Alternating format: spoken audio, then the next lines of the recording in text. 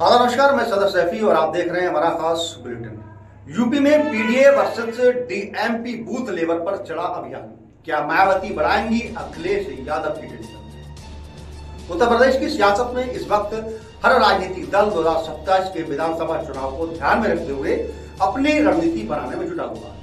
मुख्य विपक्षी दल समाजवादी पार्टी जहां पीडीए पिछड़ा वर्ग दलित अल्पसंख्यक फार्मूले से भाजपा को चुनौती देने के जुगत में है, तो वहीं बसपा ने भी दलित मुस्लिम पिछड़ा डीएमपी को जोड़ने के लिए अभियान भी शुरू कर दिया है। अब यूपी के रण में पीडीए बनाम डीएमपी होता दिखाई दे रहा है। 2027 के रण में भाजपा को हराकर सत्ता के शासन कब्जे पर दावा कर रहे दोनों राजनीतिक दल अपना अपना वोटर बेस बढ़ाने की पूरी कोशिश कर रहे हैं। ऐसे में सियासी जानकार अभी कहने से बच रहे हैं कि कौन किसको चुनौती दे पाएगा।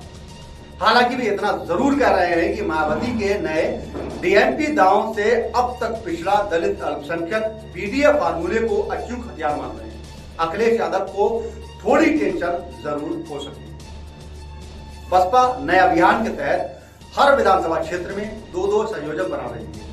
ये संयोजक हर बूथ पर 120 दलित मुस्लिम और पिछड़ा वर्ग के लोगों को सह संयोजक बनाएंगे और फिर सह संयोजक भाईचारा कमेटियों की मदद से बूथ स्तर तक पार्टी की नीतियों के बारे में जानकारी देकर लोगों में पार्टी की पैठ भी बनाएंगे।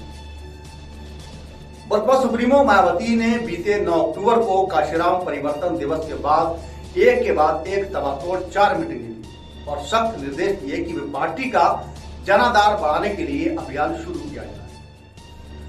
बूथ स्तर पर एक पार्टी की मजबूती पर जोर दिया जा रहा है।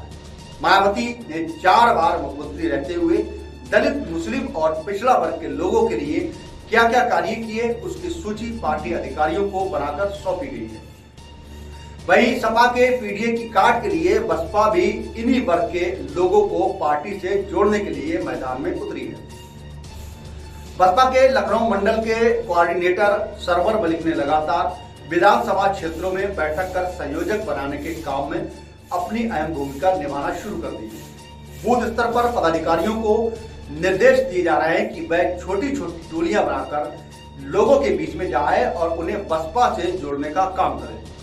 अलीगढ़ मंडल के कोऑर्डिनेटर रामदास सविता की ओर से मंडल की विधानसभा सीटों पर संयोजक बनाने का कार्य शुरू कर दिया गया है। फिलहाल वर्ष 2027 के विधानसभा चुनाव से पहले बसपा ने गुप्त ढंग से प्रत्याशी चयन की प्रक्रिया भी शुरू कर दी है। हालांकि विधानसभा चुनाव में अभी 1 वर्ष से अधिक का समय बाकी है, मगर पार्टी जनाधार वाले लोगों को चुनेगी। ऐसे में इस बार लंबी चौड़ी प्रक्रिया होगी। प्रत्याशी का दमखम भी देखा जाएगा, फिर दावेदारों में से एक दावेदार को पार्टी